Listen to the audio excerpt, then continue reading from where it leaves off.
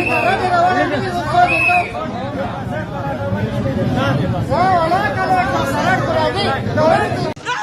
खान ये जान तुम्हारे लिए और इंशाल्लाह ये देश करेंगे ये जान। बिस्मिल्लाहिर्रहमानिर्रहीम। अस्सलाम वालेकुम नाजरीन। पठान आज भी इमरान खान के साथ खड़े हैं और इमरान खान की मोहब्बत में अपनी जान भी कुर्बान करने के लिए तैयार हैं। सोशल मीडिया पर एक ऐसी वीडियो वायरल हुई है जिसमें देखा जा सका है खान फौजी गाड़ियों के सामने आ गए और बोला कि हम तुम लोगों की बदमाशी नहीं मानते और हम इमरान खान के लिए अपनी जान भी दे सकते हैं और इमरान खान जिंदाबाद के नारे लगा दिए। वीडियो देखें।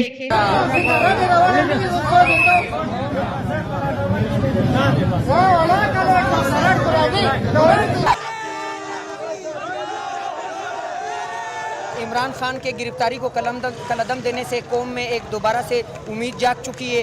कौम इस फैसले का खैर मकदम करती है। इमरान खान ये जान तुम्हारे लिए और इंशाल्लाह ये देश करेंगे ये जान। मेरा बाप भी देगा आज भी सुन ले। अपनी राय का इज़हार कमेंट सेक्शन में दें और इमरान खान के लिए इस वीडियो को लाइक और सब्सक्राइब करना मत भूलिए।